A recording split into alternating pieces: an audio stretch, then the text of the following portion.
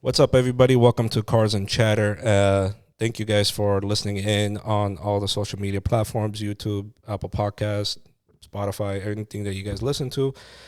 Special thank you to Straight Outta Body Shop for allowing us to use their beautiful space again. And, of course, we have Caesar back again with us. Hello, everybody. We have two special guests here with us. You guys want to introduce yourselves real quick? Sure, I'll start. Officer Michael Bakanowski, Glendale Police Department. Officer Ryan Insalaco, Glendale Police Department. Cool. Appreciate you guys for being here today. Topic of today's episode is essentially the side effects kind of street racing, takeovers, and all that good stuff.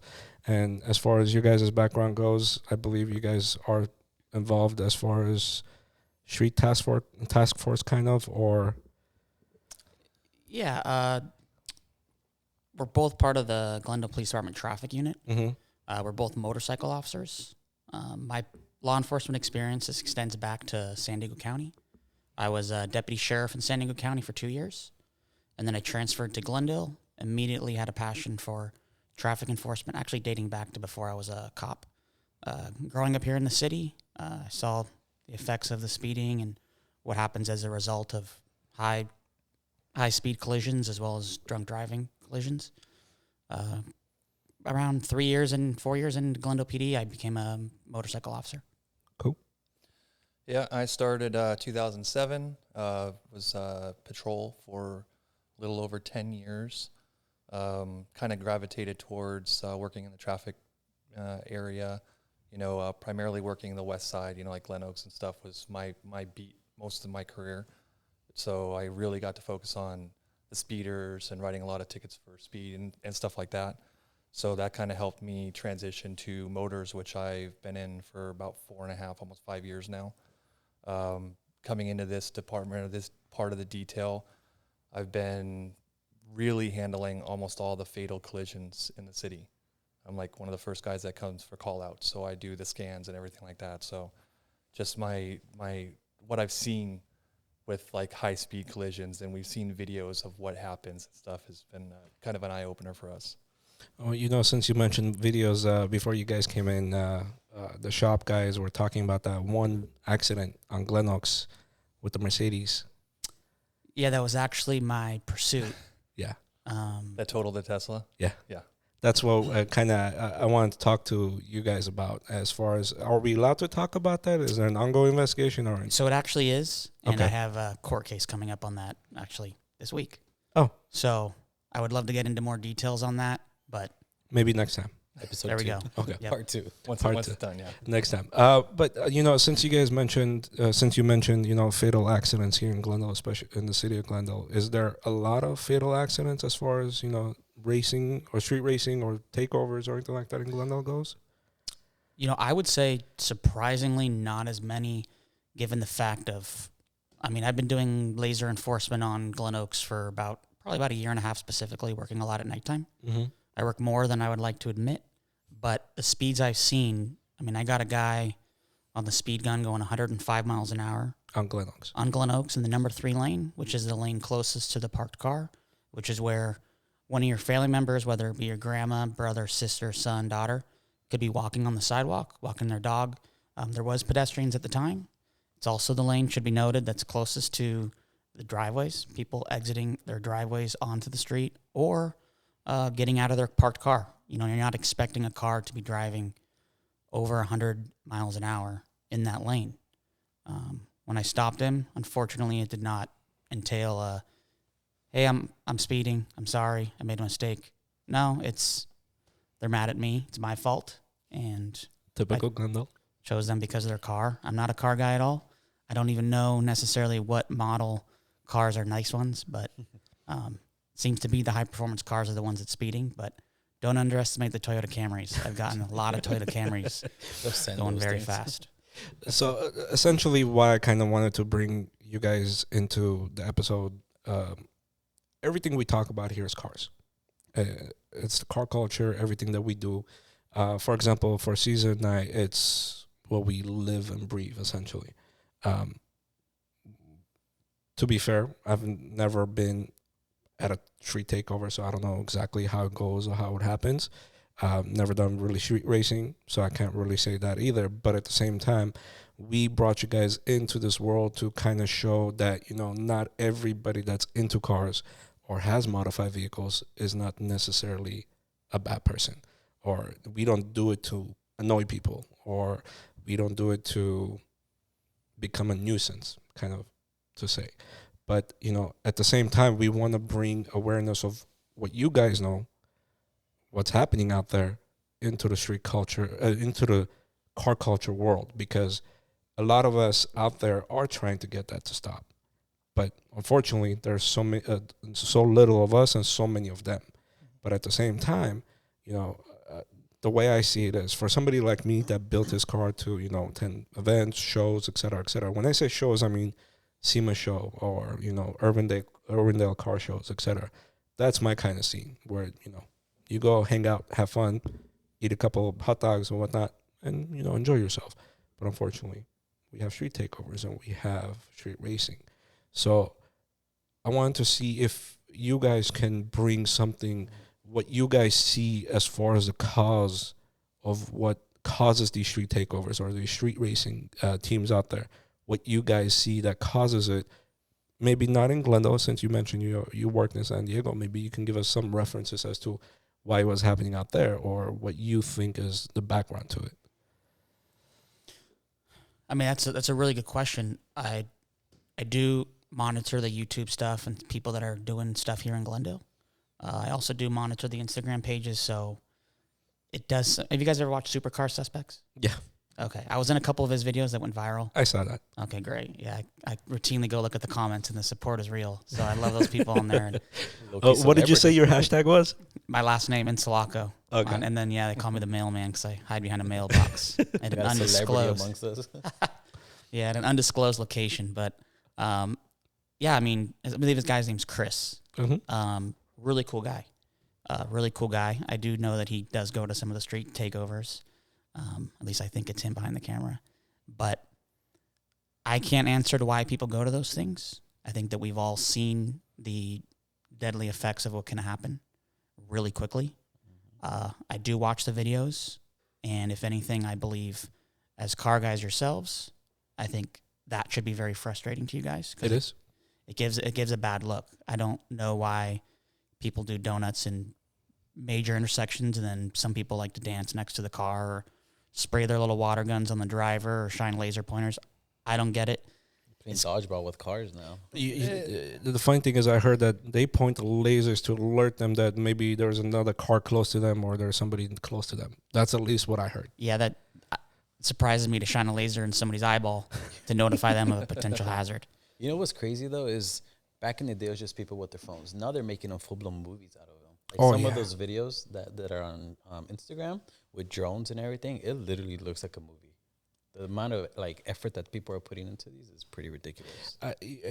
I think that, if the amount of effort that these guys, especially, guys that are out there on social media advertising it and showing it off and whatnot, I think if they put the amount of effort that they do to put out these videos, if everybody came together, created a safe haven for themselves as far as, renting out Urbandale and doing, every Thursday, right? Every Thursday, the track's open at Irwindale with the burnout box. Just go. It's $20. $20. Burn out your tires as much as you want. Just seems almost like a lack of respect for the laws around and the people around. They kind of want to just show off. Whereas people who are car enthusiasts, that's what they focus on, and they respect that, and they want to show their cars in a nice way, and then you've got the guys that just don't care and want to go and do what they do and not really think about anything else. It's just a little unfortunate. Cool thing to do. Yeah.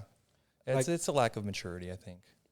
Yeah, I'll be honest with you, especially, I work in Glendale, and for, I think it was, 6 months, 7 months, I didn't drive my car to work just because I didn't want to deal with it. It was a hot season for takeovers, and I felt like if I were to drive my car here, I would just get automatically put into that kind of criteria, profiled. But at the same time, my car is my safe haven, you could kind of say, because I enjoy building it, I enjoy driving it, but I'm not one of those people that's gonna rev down Adams, going 100 miles an hour or 50 miles an hour to annoy people. I get to work, let's say 9 a.m. I go home at 7 p.m. That's the only time I'm in Glendale. But essentially, what I'm trying to say is, I think it's a good thing for you guys to come out, be part of the car culture, understand some of our point of views as far as the car community goes, and at the same time, we get to understand you guys and what goes behind, you guys enforcing these laws. And one of those laws, being exhaust, for example, my question for you guys in that criteria is going to be, do you guys always have to kind of cite people for the exhaust? Or is it if somebody's cool with you and you guys, let them go? Or is it like case by case? It's really a case by case. You got to look at the person, the car. I mean, there's modified exhaust in a lot of cars. I mean, it is what it is. It's how you're driving down the road that kind of attracts attention. If we hear you accelerating and pop, pop, pop, pop, you're attracting attention, unwanted attention. Well, guess what? We're going to be there. But, if you have your basic car that has some type of modified exhaust, but it's not really that loud and it's just you're cruising down the street, we may stop you, but again, it's discretion a lot of times. But we're looking for the person that's really trying to show off and be an annoyance to people in the city. Guys driving down Brand Boulevard, accelerating and hearing that echo off of all the buildings is annoying. That's the person we're going to talk to. But if you're just simply cruising and not really doing anything out of the ordinary, we're going to look the other way. And just to piggyback off that, just because we are, quote unquote, hammering those violations, it's not that we have a problem with cars. It's one of the largest complaints of the community members here in the city. That's what I was going to bring up because we spoke about that last time. You need to factor in that, not everybody is a car person. And just because you think your car sounds good, which it may, people don't want to be in their homes trying to sleep or doing whatever and having to hear the loud popping. I don't blame them. Everybody has different schedules, and it's also time and place. You're doing that at 1, 2 in the morning. I think even if you're a car guy or you like to drive fast, I don't think that you like when somebody is speeding up and down your street or driving back and forth with the exhaust popping. And just a little bit of facts over that crash of the Mercedes with the Tesla video. That started as a result of doing that popping exhaust. So that was the initial violation. And then, not to go more macro level, but just as car guys yourselves, I'm sure you guys get frustrated, like we talked about earlier, when they make a bad look for you guys. Okay, just like Mike and I, we're very passionate about our career, and nothing frustrates us more than a story of a bad police officer. We love our career, we love what we do, and that frustrates us just as I'm sure it frustrates you guys. And I think that's one of the things that we need to focus on is that, a lot of police officers get a bad eye just because of their doing their job. I'll be honest, if my kid is sleeping and at 2 in the afternoon, it's his nap time, last thing I want to hear is somebody, outside my house revving his car and popping exhaust. Don't get me wrong, I'm a big car guy. I love cars. But at the same time, it annoys me if my kid wakes up. There's a time and a place for that. Exactly. One of my neighbors has a loud car, and I'm like, dude, I'm trying to go to sleep. Just turn that thing off already. Yeah, your bedtime is 9 o'clock. Exactly. Oh, mine's 8, so we're on the same page. We're on overtime today, as you get older, you gotta, you go to bed a little bit earlier. I get to bed around 2 a.m. I think today I'm gonna go home and probably get in at 4, just because I have to edit this. But back to everything. Let's hear a little bit about yourselves. Like, how did you guys get into having the career that you guys have? Growing up, my dad was a Glendale police officer. Nice. So I looked up to him. My godfather was a police officer here in Glendale as well. Cool. And, I just looked up to them. I really admire the profession. I remember when I was in college, I went to college at University of San Diego. Was interning at a real estate place. There's guys make a lot of money there. There's a lot of opportunity. It was like my second week of my internship. And I went on a ride-along with an officer named Brian Duncan here at Glendale PD. Traffic legend, let it be known. And yeah. I remember I rode with him on the DUI enforcement patrol, and the joke is, because I still talk to the guys at the real estate place, it's like my pencil is still in the sharpener because I never went back. Nice. And I was just like, I want to be a cop. And I remember being in school and people wanted to go around the room in the beginning of class, like, hey, what do you guys want to be when you're older? I just stopped saying I want to be a cop because it would just always result in, well, why? Why are you going to school? But, yeah. You know, at the same time, we appreciate everything you guys do for the city. So, Michael, if I may call you Michael. No, it's fine. Mine started kind of late. I kind of got into a marriage and relationship and kids like really young at 21. So my career didn't start in law enforcement until I was almost 29. So it's kind of like I had done other things, mortgages and personal training and stuff like that. So I needed something because I was getting laid off from jobs. Things were closing down and whatnot. Just saw an opportunity to do something that would make things better, you know, as far as society and everything like that. Applied at a couple of places like LAPD, Pasadena, and then got picked up at Glendale. Just kind of saw a natural transition for my type of personality, like trying to be out there and do good things. So finally got that going, and, you know, here I am 15 years later. 15 years is a long time. Wow. I've been at my job, let's not say it, but what, 14 years now? I think. A long time. That is a long time. Time does fly. It does fly. My next question to you guys is essentially, whenever it comes to street takeovers here in the city of Glendale, how many do you guys see at all? Do you guys see at all any, or is it a rare occurrence? I would say rare. I've only heard of one within the past maybe 2 years, and that was at Honolulu and Lowell. Okay. One of our former officers that got promoted to sergeant, who was a motor, had mentioned it, and that happened in that intersection. They kind of monitor it. There's very little that they could do because that's the perfect area, unfortunately, with access to the freeways and stuff. So we were kind of unprepared on how to handle it, but that's about the only one I've heard in the past couple of years, which is fortunate. Yeah. So what about street racing? Street racing is a big one. I mean, I impounded the most cars last year as a result of street racing. I see the posts all the time on this. Yeah. Yeah, and I used to always Glen Oak Speedway, man. Yeah, actually, I don't know if you guys follow that Glen Oaks Raceway, 818_TM Instagram page. Mm-mm. Yeah, they like made shirts and stuff. It's Glen Oaks Raceway. No way. I swear. Jesus. I may or may not have a hoodie to go undercover. Oh.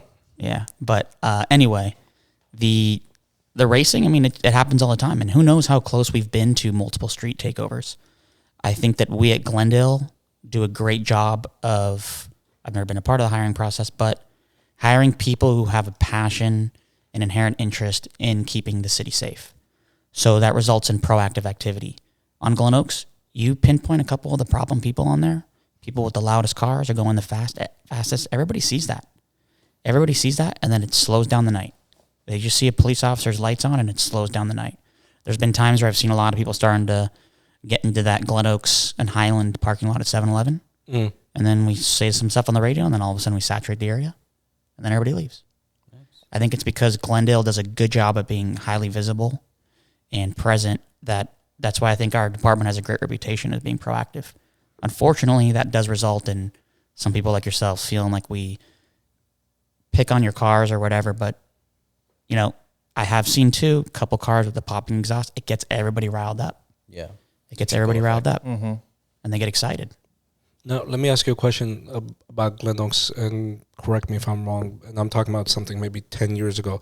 Is it true, or did it not happen, or maybe it happened? Is Glen Oaks a no cruise area?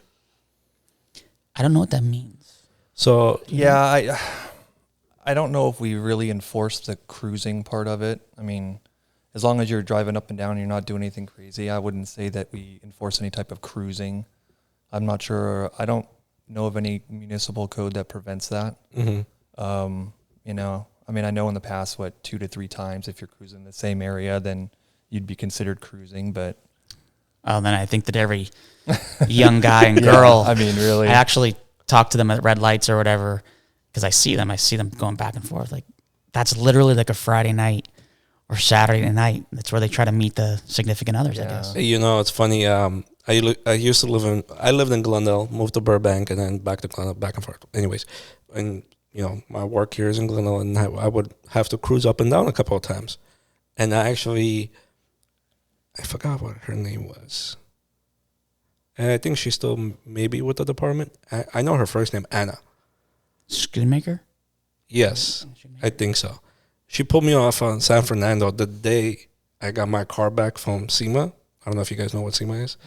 It's one of the largest automotive shows in the world. Happens once a year in Vegas. So the tow truck driver dropped it off on San Fernando. I didn't even pay attention, and I forgot the plates on the car. It had the SEMA plates instead of my actual plates. And I was driving down. She pulled me over, and I was at a red light. She cited me 4 citations. All 4 plates. And I was driving an FX35 back then. So that car is, you can't really do much. Just maybe airbags, wrap, and wheels, and that was about it. But, and then she goes, the only reason I brought up that question was because she said, no cruising on San Fernando. I was like, cruising on San Fernando? I wasn't cruising on San Fernando. She goes, well, I want to let you know you can't cruise on Glen Oaks either. I go, first of all, car has a dash cam. I just picked up the car. I'm driving to work. Hence why I kind of asked that question, because of that whole cruising thing. I know LA has certain areas, like around Figueroa, I think it is. I didn't even know that was a thing. Oh. To be honest with you. I know a lot of places in LA, major intersections, they do have signs that says no cruising. And I heard something about Glen Oaks, but that was 10 years ago. That's why I asked that question. It could be a municipal code that LA County has, or LA City. Glendale, like I said, we have people cruising up and down. We really don't. As long as you're abiding by the laws, have at it. Just don't do anything crazy. Now, in your guys' opinion, what would, you guys are obviously like car guys and modifying exhaust. What do you think a reasonable modified exhaust would be?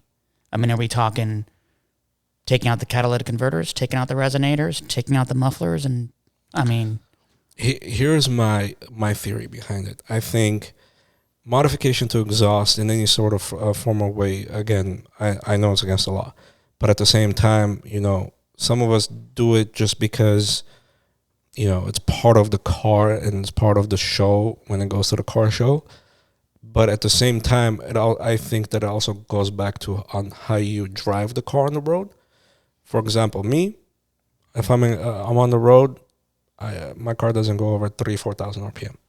But at the same time, I know my car is not gonna pass whatever decibel it's gonna be, you know. But at the same time, I'm not out here breaking the law as far as speeding, racing, or popping exhaust, et cetera, I just come to work, go home. But at the same time, again, I think it's something of discretion, that if you're going to modify your car, you do it responsibly, but you got to drive the vehicle responsibly at the same time. There's a place and time for everything, my personal opinion. I think that there's a big difference between those that are very like high car enthusiasts and those that are just in like fixing up their cars, because car enthusiasts, they want their cars to sound clean. You know, and then you have the little kid, like the young ones that they just want loud cars. You know, if you, like me and CPON, we have modified exhaust, but we want it to sound clean at the same time and not obnoxious. You have all these other people just straight piping their car left and right, and it sounds like crap.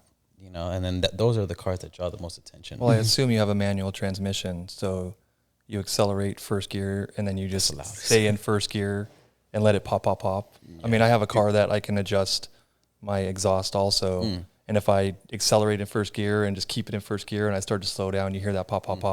That's what a lot of people tend to do. Yeah. You know, if you're shifting, if you're shifting out of that eliminates that or reduces that. So to a point. To a point. It depends on the car. Right. But I mean, you're going from first gear and you're accelerating and decelerating. If you switch to the second gear, then it should reduce that. The tone. The loudness. And that's where people are getting caught, because they do it. They accelerate in first gear and then they just let it go, and then they decelerate in first gear, and you hear that, and it's really loud. And that's if I'm cruising on the freeway, you can't even hear my car that much. Yeah, same here. I could be going 65 and you just barely hear it, which is it's a controlled sound. And again, that's you've got your car in a way that can happen, but the cars that we're coming across aren't doing that. They're putting on these weird things, accessories to their exhaust just to get that loud, obnoxious sound. And that's the attraction that we have. We hear that, like, okay, we need to talk to that person. I think that's fair. Yeah. My Caesar knows this. I hate muffler deletes. I personally hate Never sounds good. Never sounds good. Or when they drill it. I think it was like a meme for a long time. You know, the Infinity Starter Pack. Oh yeah. Yeah, Infinity Muffler starter delete. pack. That is really funny. yeah.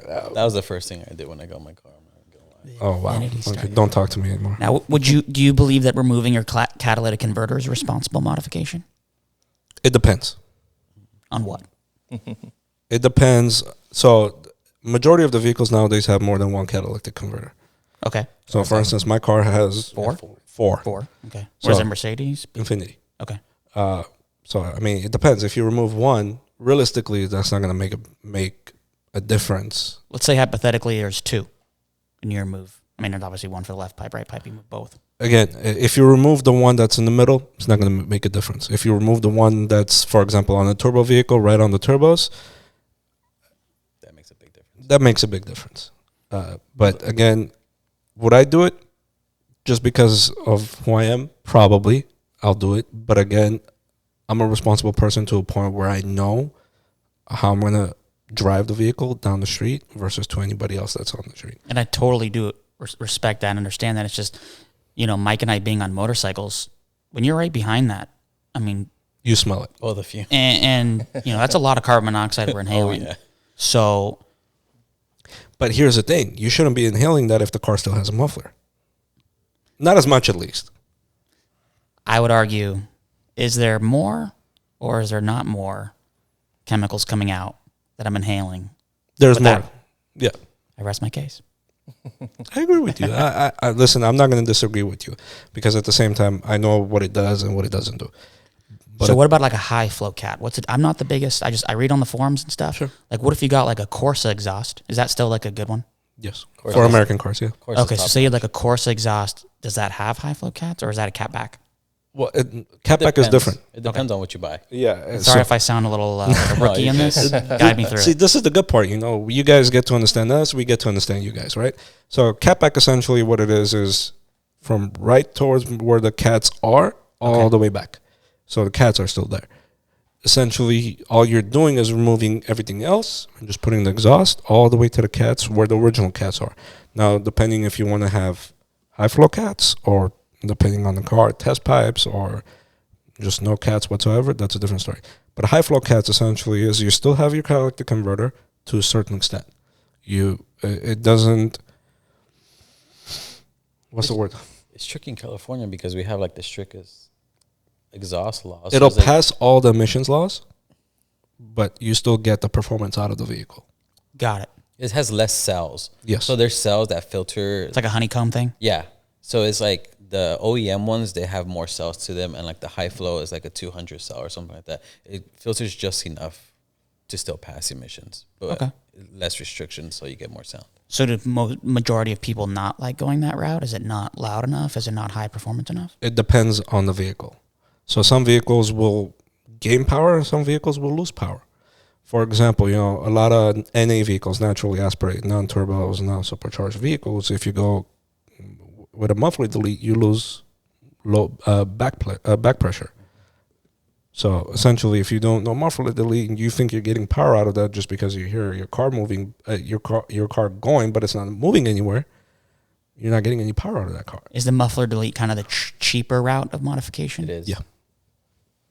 Yeah, but for example, his exhaust system, hypothetically speaking, my exhaust system, If we had one. if we have one, they're about $3,000 each. The reason we go that route is because we're trying to be responsible. We're trying to have Clean sound. clean sound instead of being that annoying dude coming down the street sounding like a Honda Civic but driving a Lamborghini.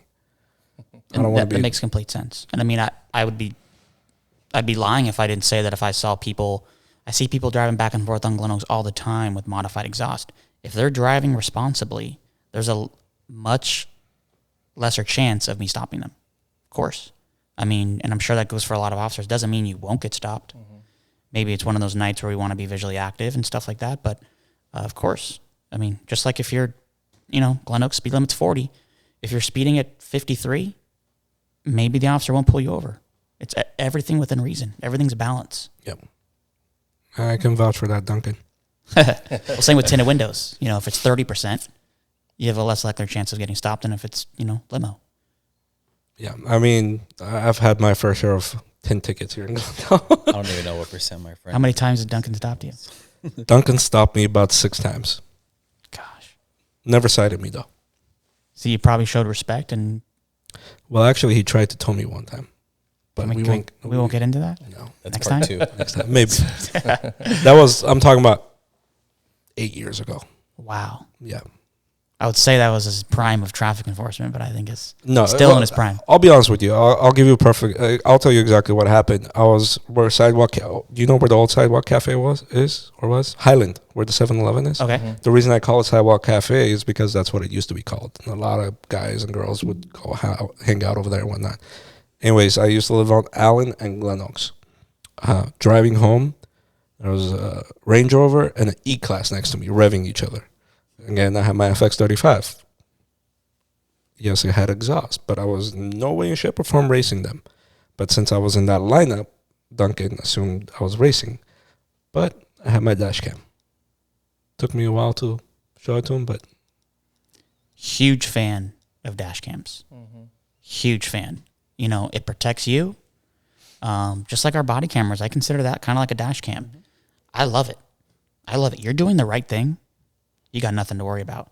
You're doing the wrong thing. You're going to want to throw that thing into the ocean. absolutely. Yeah, delete. Yeah. Yeah. I mean, there's been people who've said that they weren't speeding and they have a dash cam and they're claiming they're going to go to court. Oh, cool, man. Let me just watch it right here. Oh, I don't know how to work. Okay. Copy that. Nowadays you can just, pull out your phone and just look up his dash cam and just click on it. You can watch it, but right then and there.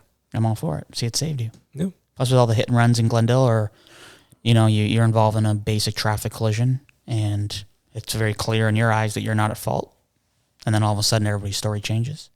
I think if you're driving a car without a dash cam in Glendale, you're taking a very big risk. Not even Glendale, but everywhere. Everywhere. Everybody changes their story. They go to insurance, and then they tell insurance a different story. Yeah, I think I started service announcement right there. Yeah. Get a dash cam. I started putting a dash cam on all my cars about 4 years ago. Before it used to be just my show car, just because been vandalized a few times. But after that, incident, I started putting it on. Well, even look at that Tesla road rage guy. Have you guys seen that online? He was arrested today. Am I allowed to post that video? The road rage guy? No. That's public info. That's been put all over the internet. Yeah. That wasn't. If it's on the internet, you can post it. No, it was on TikTok, and no, I'm talking about the guy in the gray Tesla. Oh, the guy that was beating up cars and stuff. Yeah, they arrested him today. Oh yeah, nice. Yeah, he was. I forget his name, but his bail was like $5 million. It was insane. Didn't he beat up cause I don't know if the lady on the TV was an actual FBI employee or not, but there was a lady that they were interviewing. She had a jacket with FBI badging on it. She was in an altercation with him. Really? Yeah. But see, look at all those dash cam videos, what that captured. Yeah. Mm-hmm. Without those cameras, it's your story, which doesn't downplay or say it didn't happen. It's just people get to see versus you just saying, hey, this guy came out and hit my car with a bat. Like, oh, it doesn't sound that bad. But when you see it, it really, it's like a picture says 1,000 words. Well, video even says more. People want to see the evidence, and that's evidence. It's a CSI effect. And that was the first video that popped up was on the 2 freeway, right? It was. Yeah, 2 in York, I believe. I think you even see a police car drive by. I don't know if you guys watched the video. It was an LAPD car. Thank God. But I don't think Glendale goes out to York, does it? No, it doesn't. But, there's times we pass it. Even coming here, I passed it. Coming down, exit San Fernando. Mm. I've done a couple DUI stops on the 2 in York. But don't you have to fill out extra paperwork for that? I love DUIs. I think it's preventing potentially a family from getting hurt. So paperwork for him. Yeah. Blind. No, I'm not threatened by the paperwork, but at the same time, it is muscle memory. When you get used to it, it's not as intimidating. I can see how if a guy hasn't done a lot of them, it can be a little threatening, but that's why I always help out anybody and take a DUI if I can. That's cool. I've seen a lot of people get hurt because of DUI, so. And I know this isn't a podcast routed towards that, but Hey, anything that car related, we can talk about it.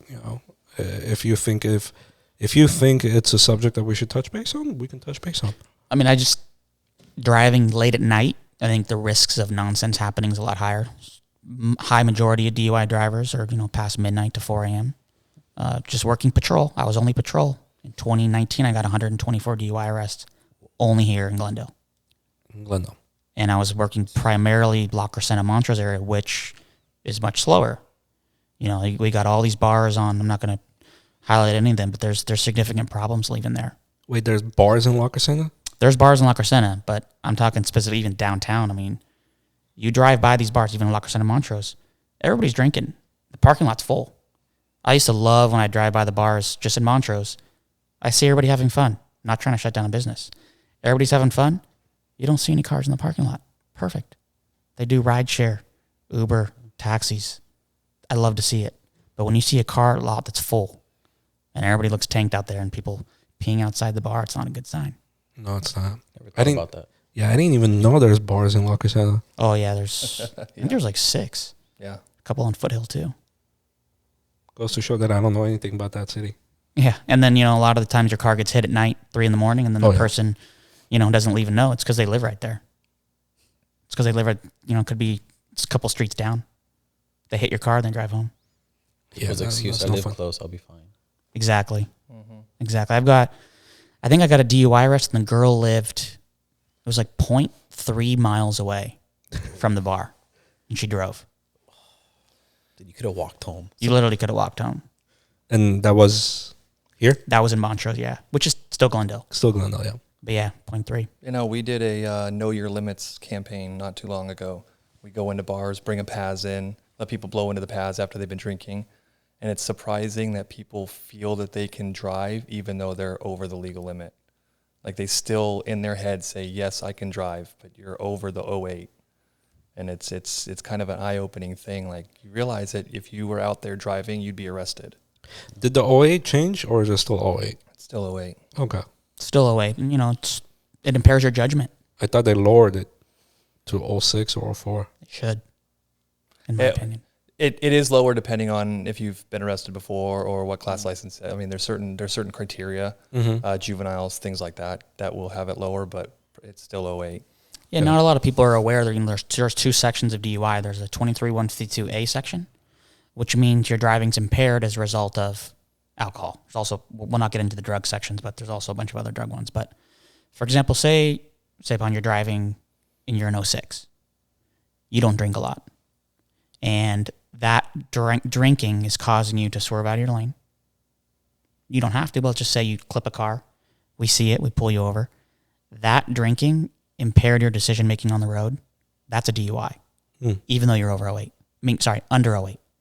Over 08 is a B section, which is just a California per se limit, which basically saying if you're over an 08, we're perceiving that we are identifying that you're impaired, your driving is impaired as a result of the alcohol.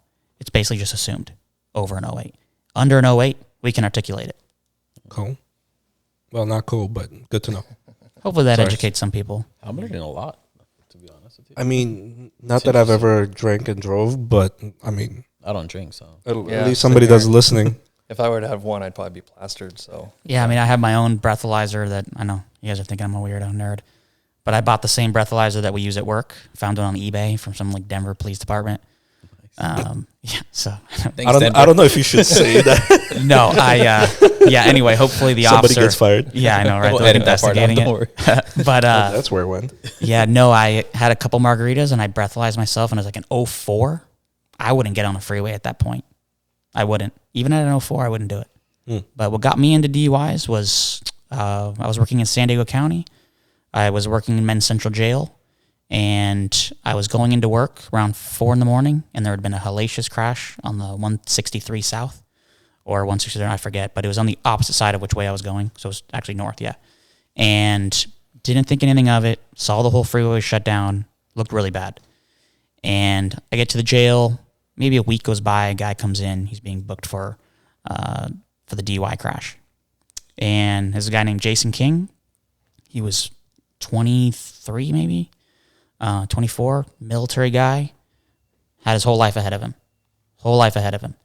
And he was leaving a bar in Mission Valley where his friends were begging for him not to drive. And unfortunately, he got into his pickup truck, got on the freeway the wrong way, and he hit a Toyota Prius head on, and he killed some UCSD medical students. And he was a 1.5. So I've actually seen a .34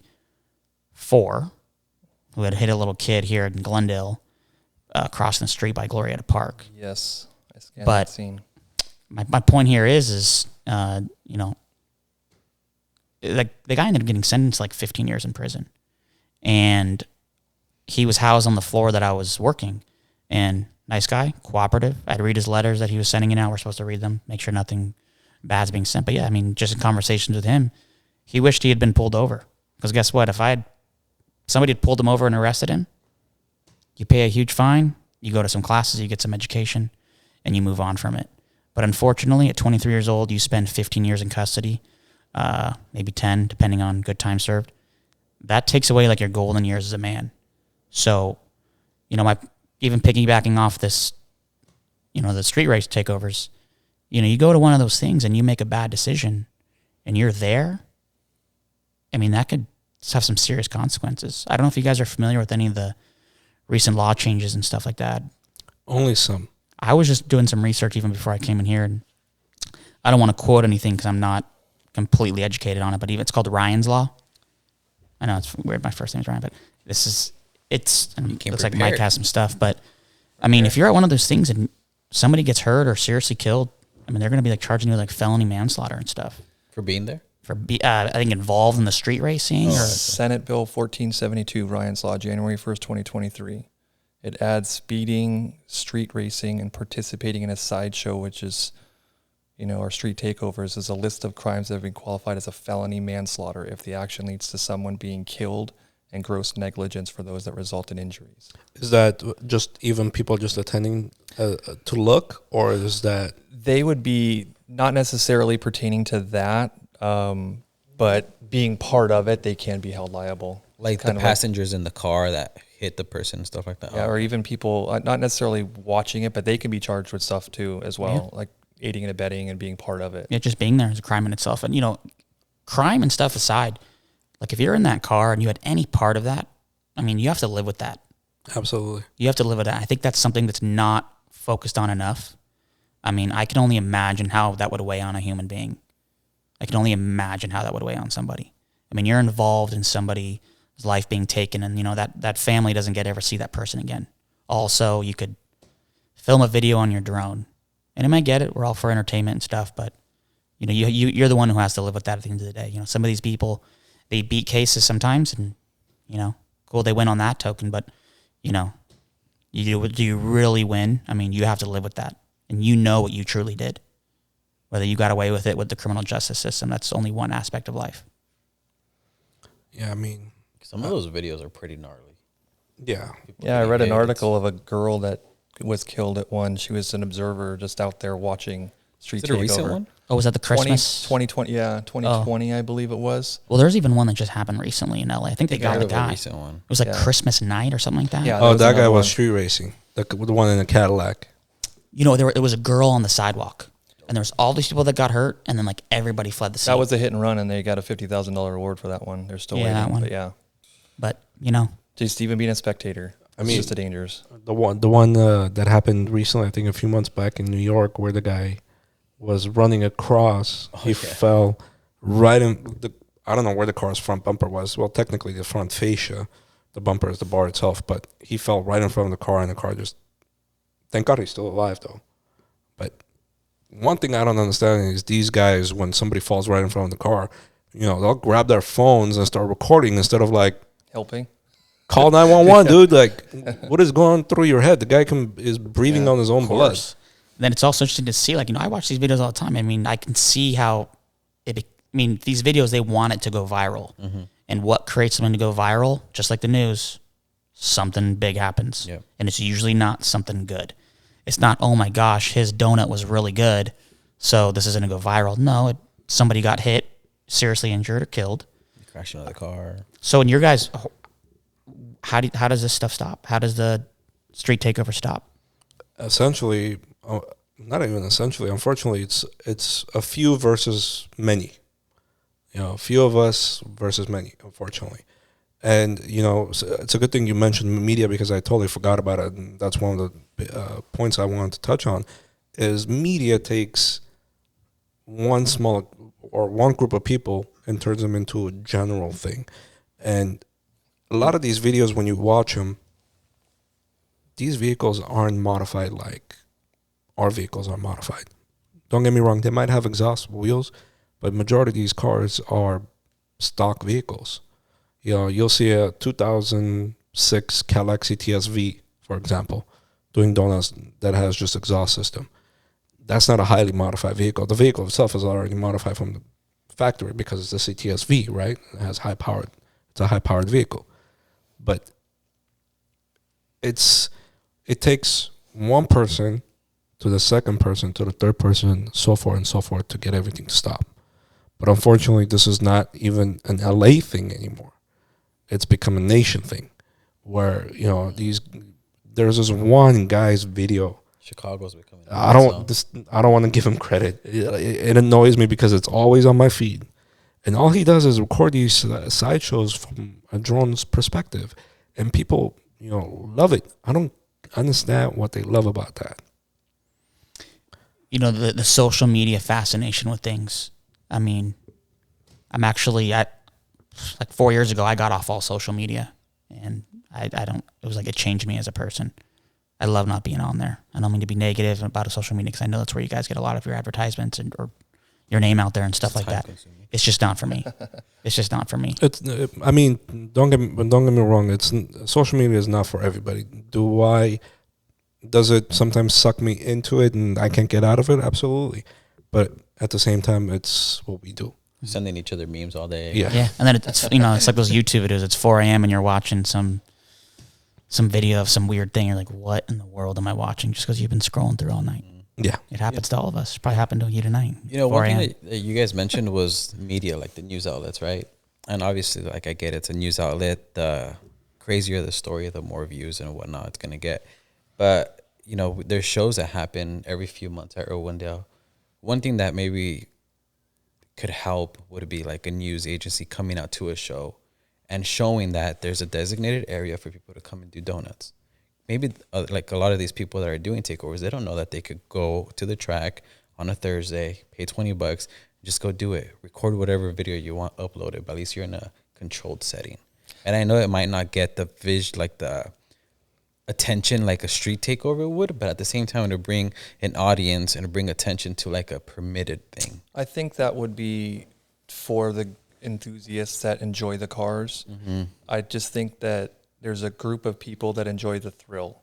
Yeah. And that I don't know what you can do to change that other than like hammering them for what they're doing. True. Like you are on the right mindset of like, this is what I want to do. This is how I want to see it. This will help, but that's not going to be everybody else. Yeah. And I think that's kind of the drawback to that. Is they'll get their adrenaline fix on the street. Yeah. That's just the way they are. I don't know if there's any way to truly change it unless we start taking cars or, True. They get penalized in some form or fashion, but there's always going to be that group of people, and we're kind of limited on that. To be honest, not even to be honest, but more of a question for you guys. Do you think that these street takeovers have an impact on how these new laws that are coming out, for example, for the exhaust systems and how the state refs came to be? State ref has always been there. That's one thing that people don't understand. State ref has always been there, but it wasn't really implemented as much as it is up until recently because of all these street takeovers. Do you think that street racing and street takeovers have an impact on how these laws are coming out now? I think there has to be a direct correlation, of course. So again, I think rather than people being upset with police, I think it's the car racing community that's kind of creating this all for themselves. I think just like that Ryan's Law, I don't know why it's called Ryan's Law. I want to educate myself and see what had happened that led up to this incident. I'm sure it was a tragic event, and I'm sure it was a result of a street takeover and unsafe driving. He was killed by a street racer. Okay, killed by a street racer. And kind of, I think it's relevant actually, but something that I think people should try to do, hopefully in a safe area or a racetrack, something that Mike and I learned in motorcycle school which changed the way I looked at driving, motorcycle riding, is you're on like a freeway off-ramp. They taught us to do this to kind of just keep routinely reminding ourselves. Slam on your brakes when you're going fast. See how long it takes for you to come to a stop. And when you're going fast, it'll shock you. You know, you could have all the ABS and all the great equipment and all this stuff.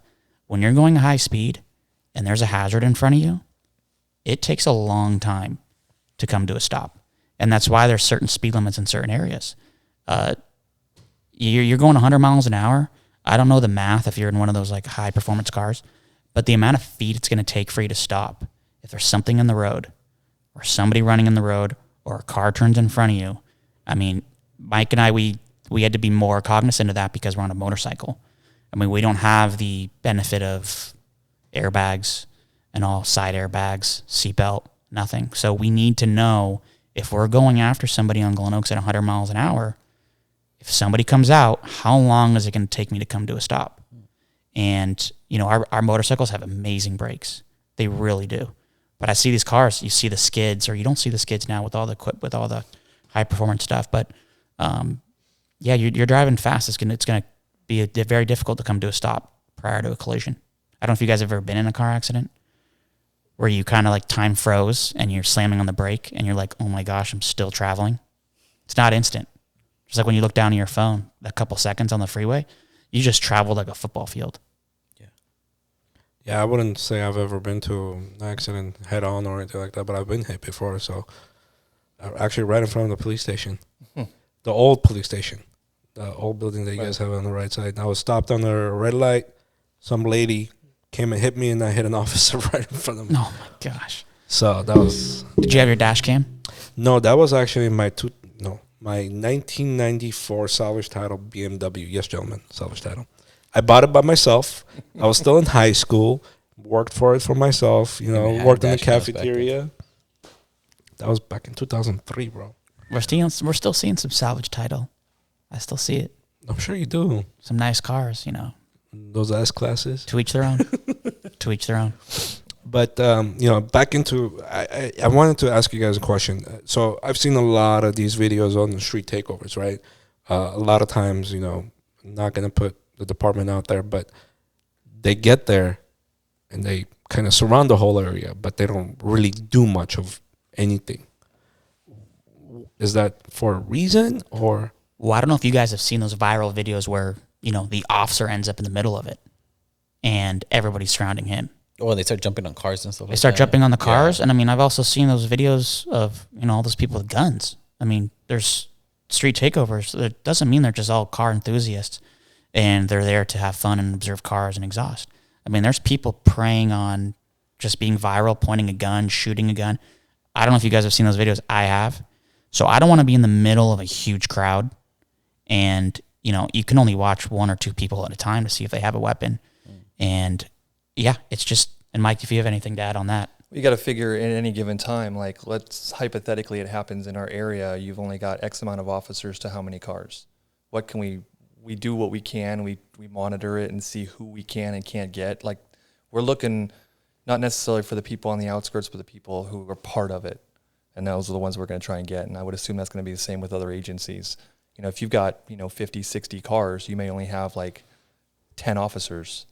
I mean, what can you really do? You have to pick and choose what you're going to go after and what's the safest for you to go after. Like you said, article I read said that I believe LAPD recently, with all their street takeovers and stuff, they've gotten 17 guns through arrests.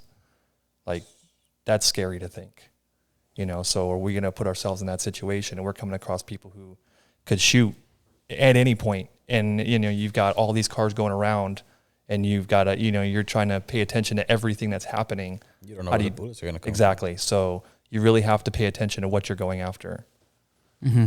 And yeah, I mean, the backdrop and stuff, somebody shoots at you or whatever, I mean, they could strike somebody who's innocent on the side. I mean, but yeah, I mean, in police work, if anything goes wrong or we're involved in a use of force or a shooting, our tactics leading up to will all get critiqued. Yep. So me going into the center of something, seeing these people behavior at these street takeovers, I don't think that they will instantly all stop and listen. If they did, that'd be great. But I know they won't. Very unlikely. If this episode, we're coming up to about 45 minutes, I think, or about 50 minutes of recording time. But we usually try to keep these episodes about an hour so we can keep bringing more information throughout the episodes and so forth. And we talked about it. We want to make this a continuous thing where you guys come in, we talk, and this one was more of like a introduction to the whole program, right? Mm-hmm. If you guys have one thing to say, to car enthusiasts, to street takeovers, to street racers, or anything, what is your message to them? Mine would be, think of the consequences of your actions. We want people to enjoy their cars. I like sports cars. I like to drive and people to see it and not drive recklessly. And I think the biggest thing is I want people to pay attention to what they're doing and think about the consequences of your actions could kill somebody else. Mm-hmm. And that's the biggest thing. And that's why we're out here trying to enforce things and get people to slow down and pay attention to everything. I've pulled over, I don't even know, thousands of cars over my career for various things, and speeding's a big one. And every time I'm like, man, why are you driving like this? Let people, you enjoy your car, let other people enjoy your car too. Drive at a reasonable speed, and then you can flash your car all you want, and that's what I'm trying to instill on people. But don't drive recklessly to where you're going to kill somebody or hurt somebody, hurt yourself, hurt your passenger. I know recently we had a really gnarly accident, somebody speeding, blowing through a red light, kids in the car. There's things that happen that, you have to think about. And unfortunately, people don't think about that. And that's what we're trying to instill. Think about your actions and what that could lead to. One mistake and you're going to jail. You're going to prison. Mm-hmm. Is it worth it? Where you could have been just driving at a good speed and paying attention to the rules of the road and keeping everybody safe. One mistake and now you're in prison. So that's my biggest thing. I think my message would be to, number one, slow down. I kind of went into why I think that speed is such a significant factor in these terrible collisions. And just to go off that again is something terrible can happen in a split second, blink of an eye. When you're going really fast, just like that fatal accident that happened just into Burbank, that car was turning left out of either a parking lot or driveway, and they got T-boned at 120-something miles an hour. The Volkswagen? Correct. An engine and the front two wheels should not be on one side of the street, and the trunk and the other two wheels should not be on the other side of the street. I believe 4 lives were lost in that, and those families, think about how many people were affected by that. It's not just the loss of 4 people. Their entire family wakes up every day and doesn't get to see them, doesn't get to say, I love you. All as a result of unsafe driving. And to be blunt, I think being very stupid and irresponsible. There's no excuse for that. And secondly, I'd say if you get pulled over by us and you're upset about it, or you think that we pulled you over for no reason, or you're frustrated, or you're a car enthusiast and you feel like you're getting picked on, just listen to us. Just listen to our commands, and everything's going to be fine. Okay? If you're upset, it's not the time to be arguing. It's not the time to be aggressive. Not the time to reach for something. Just go along with the program. Listen to us. We just want to go home too. And when people start resisting or arguing, we start getting worried. It jacks everything up. Just go along with the program. If you feel like you got pulled over for no reason, guess what? You have a court. You can go to court. You can argue there. You can also make a complaint on us. That's completely fine. We have these cameras for a reason. But just go along with the program, listen to us, and I think everybody's going to go home safe. Now, one thing that you said as far as, getting pulled over and calming down and all that good stuff, assuming so, what is the most easiest way? Let's say I'm about to get pulled over. What would you suggest for me to do at that given minute? As far as not reaching for anything, turning off the car, et cetera, et cetera. For myself, everybody has their own style. I like when they put on their emergency blinkers, when they pull over. Tinted windows are huge now. I love when they roll down the front and back. I like when the hands are on the wheel. And, I'm noticing a lot here in Glendale, You know, they're telling me, hey, my license is in my pocket. Is it okay for each floor? Like, I love that. You know, everybody likes to create a story or try to have a defense story. I get it. But for myself, when somebody cooperates like that, even beyond me having to tell them to do something such as rolling down the windows, when they just tell me what they were doing, hey, man, I was speeding, I was being stupid, that makes it more difficult for me to write a ticket. Because I'm like, hey, this guy is being honest with me. He's making my job not harder, not more difficult. Just be honest, go along with the program, and rolling down the windows. I mean, the tinted windows is very dangerous. There could be somebody in the back seat with a gun right there. So when I realize there's no threat, most likely no threat, I should say, because there's never not a threat. The threat risk is reduced significantly. Then everybody's more comfortable. True. And the rule for Glendale is 2-to-1, right? 2-to-1 as in 2 officers for 1 person. No, and I think it's a good point too. Everybody gets frustrated. Why is there 7 cops here? Well, you have to stop sign. you have to fact things can go bad. Things can go bad, and we did not get into this job to be in the fight of our life, one-on-one or anything like that. I mean, people think so many things are personal. It's not. Mike and I want to have a safe shift, grab a cup of coffee, write some tickets for some people who possibly endangered their lives or somebody else, and hopefully they can get educated. And we also give a whole lot of written warnings. We really do. We really do. Never got one of those. Maybe I'll get you for your exhaust when you leave and give you a written warning. I don't have my car with me. That's what you say now. Mm-hmm. I'm a waiter on the corner. Do it. Well, I wanted to thank you guys for stopping by.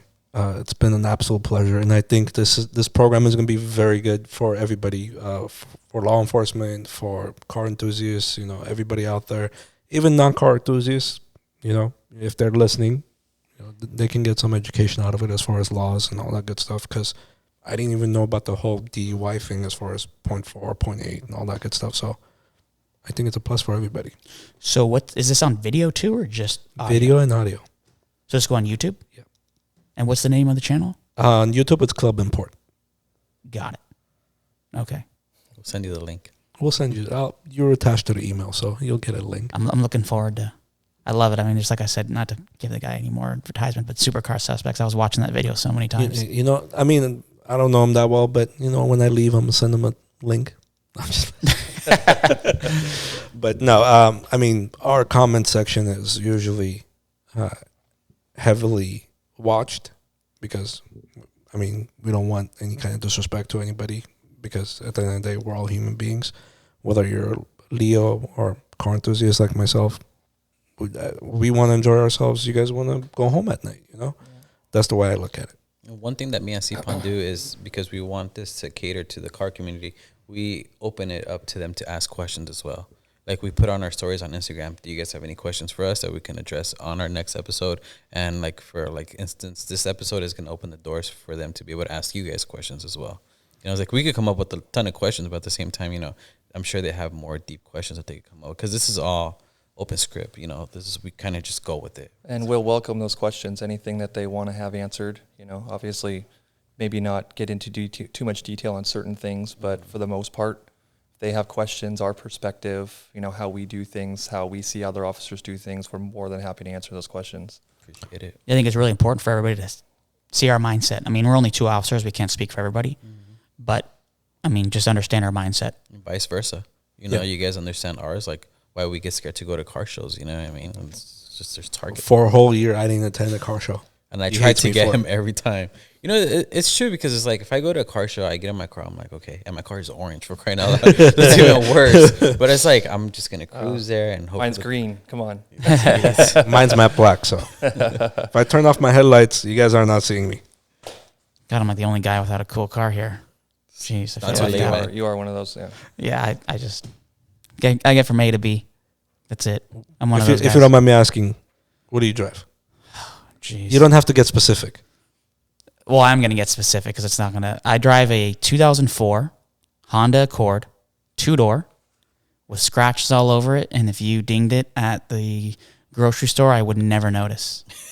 I would never notice, and I feel like, anyway, I don't need to go into dating life, but I feel like that's probably why I'm single. No girl wants to take. If you need a car, I got a great person for you. You know what? I think that this is gonna help me. I think that's a great. Yeah, to end the I'm a salesperson, so anything you want, just let me know. I got you. I got the starter pack. The muffler delete. There you go. Please But don't. you already drive a Honda, so you're not too far away. I appreciate it, man. Thank you. All right, Caesar. Thank you. Thank you guys again. Thank you for having us. Thank you. Of course. Until next time.